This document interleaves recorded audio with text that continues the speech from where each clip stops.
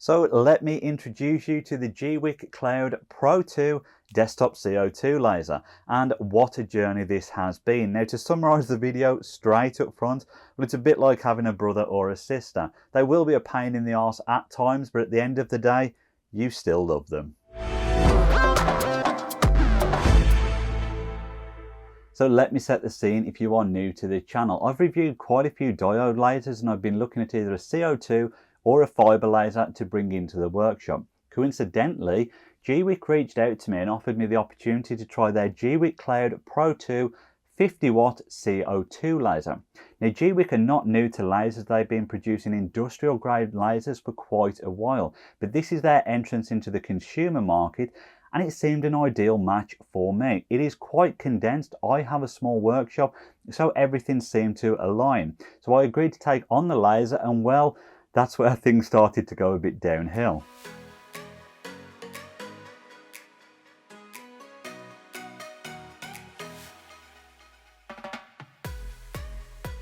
So in between receiving the laser and making this video, a couple of other channels that I follow and respect put out reviews on it, and well, they were not very complimentary about it. Now, for the most part, I agree with a lot of the issues that they brought up in their videos.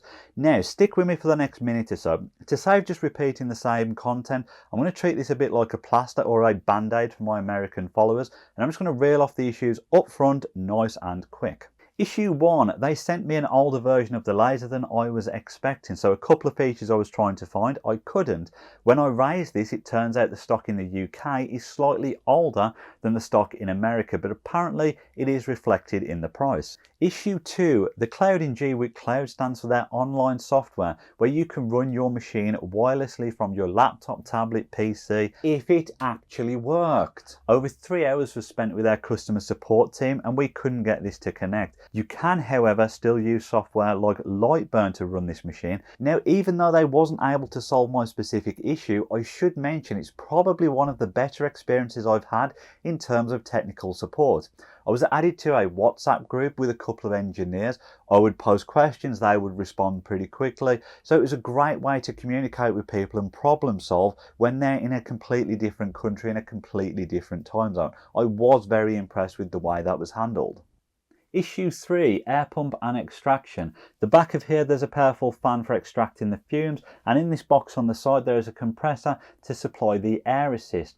The problem is, as soon as you turn the machine on, these run constantly. This obviously adds to the noise of the machine, but it's also consuming a lot of electricity that it doesn't need to. Now, from what I understand, in the newer models, this is controlled better in that it starts when you start a job and ends when it finishes or shortly after. Issue 4, the firmware, which is basically like the brain of the machine. It seems like it's a bit sluggish or that it needs some sort of update. Number 5 is this terrible inbuilt camera right here. Now, this allows you to align things on your material when you're moving stuff about.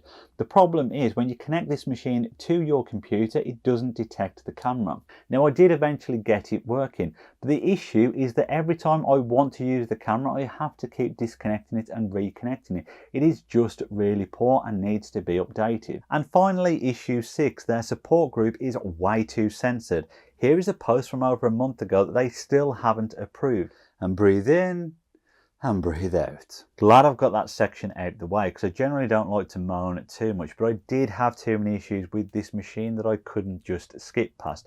But why am I still doing this video? Why do I still have all these pieces in front of me? Well, once I actually understood this machine and where its little nuances were, I was able to get past those and start to enjoy the capabilities of this machine. And that's what I'm going to start to go through now.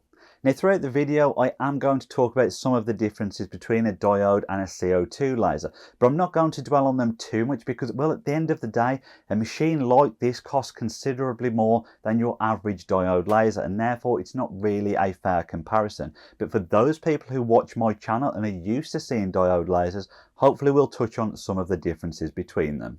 So in the kit you do get quite a bit. You get the inbuilt air assist, ultimately helping with cutting and engraving. You get the filtration and extraction system. A whole bunch of tubing for that extraction system. Now, I would probably say I found this about 80% effective.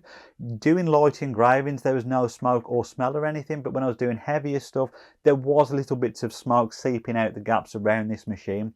So what I would say is, whilst this will help, still make sure you vent this machine outside to make sure you're not breathing in any of that dirty air. It comes with a craft pack full of MDF, plywood, cardboard and acrylic, so you can start playing about with your laser and get stuck into projects straight away. 2 separate rotary devices for doing different diameters. Cooling system for the laser is all built in to this unit. One of the reasons they help keep it condensed. No hoses running around, buckets of water, that type of thing, so it is all neat and clean. A good quality honeycomb bed is supplied at 510mm wide, 300mm deep, the full working area of this machine.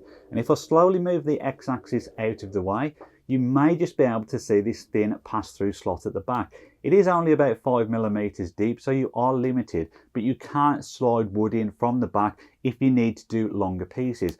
Now technically it can't be passed through the front because the tray that removes has a safety switch, and once it's taken out it stops the machine from running. However, as a little bit of a hack, you could technically remove that tray, lock the limit switch in place, and ultimately that should then allow you to pass material through from the front to the back, obviously at your own risk. And most importantly, obviously, the 50-watt CO2 laser. Now, just to put that into perspective, that is more than 2.5 times more powerful than any diode laser I have reviewed on this channel. Now, the way a CO2 laser works is you have a glass tube sitting on top of your X-axis. This is filled with tears from a unicorn, and magical spells pass from one end to another to generate an invisible laser beam, which bounces off a few mirrors through a lens, ultimately allowing you to cut your material.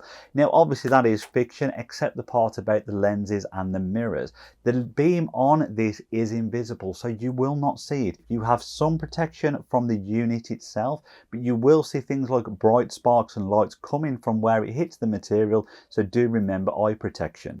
I always start off doing some very basic tests, and this was still cutting 3mm plywood at 55mm per second. Now just to put that into perspective, for those of you that are used to diode lasers and millimeters per minute, that's over 3000mm per minute that it was still cutting through 3mm plywood. That is pretty impressive. It also boasts speeds of 600mm per second. That is stupidly fast.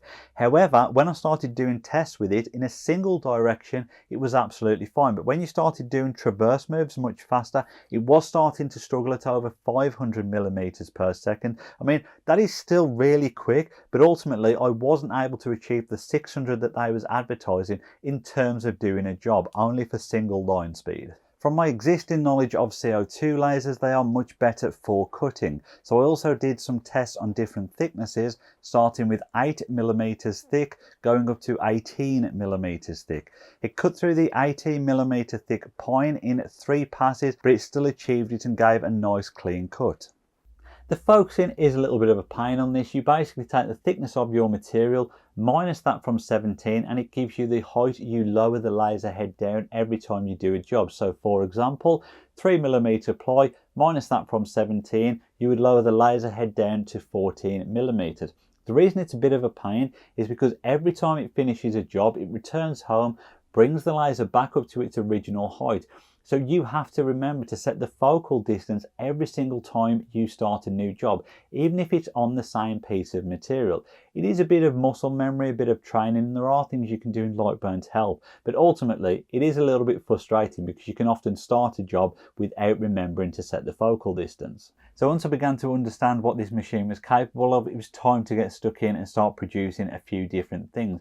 I began with this little box here, and even with all of the cuts in this, less than 7 minutes to cut this out of 3mm plywood. That is really quick. That cardboard box over there, even with all of the teeth to connect it, under 2 minutes to cut that out. And this is where CO2 lasers start to become financially viable over a diode laser. The speed that they can produce things in, we're talking minutes and not hours to get jobs done. So if you spent a couple of hours producing things on a CO2 laser, you'd probably have a bank of items easily worth over a few $100s depending on what you were producing. You go on to sell them, it's very easy to recover the $3,000 or so for the cost of a machine like this. So I moved on and produced this multi-layered map of New York. Now even with engraving all of those streets, The total cutting time for this was under 20 minutes. In fact, I think it was actually closer to 15 minutes. So imagine how many of these you could produce in a day and went on to sell them, I don't know, for maybe $20, $30, something like that. Easy ways of making money. My wife generally prefers the company of dogs and animals over humans, probably more so than spending time with myself, if I'm perfectly honest. So I produced this sign for the hallway. Now this is just cut out of 3mm MDF. Did it nice and quick. Again, we are talking minutes to get all of this done. Got all the fine detail within the lettering. I was very impressed in how this came out. Bit of spray paint, bit of stained pine, a very cheaply produced sign that actually looks really good. Now I'm not trying to sound too much like a salesman, but if you're spending 3,000 plus on a machine, you need to be able to justify it. And doing stuff like this is how you do that. $20, $30, maybe $40 to sell this sign for something that didn't take that long. You can start to see how easy it is to recover the cost of this machine. Now up until this point, all the wooden bits that are done, well, technically you can do those with a diode laser. So I moved on to clear materials. A CO2 laser can cut and engrave clear materials without any preparation. I began by doing some of these cool LED light signs. I produced 2 of them for my godsons, one's into BMXing, one's into the RAF cadets, and I also did a cool one for myself saying subscribe and like with 2 LED bases on either end.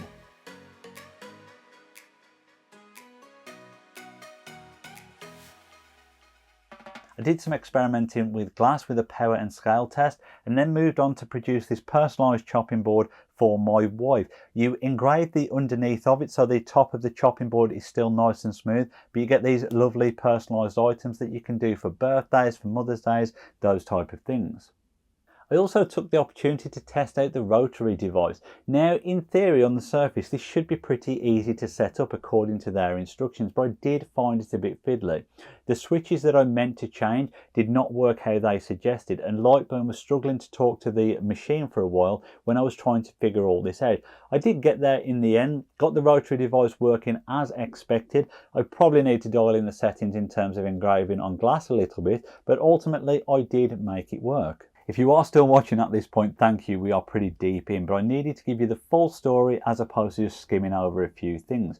Now the other thing I'm meant to talk about is how much better this machine is than a Glowforge, but take a look around. I don't have a Glowforge and I'm probably never going to get one. So I can't honestly tell you that yes, this is better than one. I can tell you on paper, the specs of this should at least be equal, if not better than a Glowforge. I can also tell you that I couldn't justify the $4,000 difference going from this up to a Glowforge. It does have some quirks and nuances that you have to get around and understand, and hopefully those will be corrected and updated in future variations of this laser. But ultimately, you can make a lot of money with this laser if you get stuck in and start to produce lots of different projects like I have done here that will sell very easily. So as I said at the start, it has made me angry, I have been frustrated, I have wanted to send it back at times.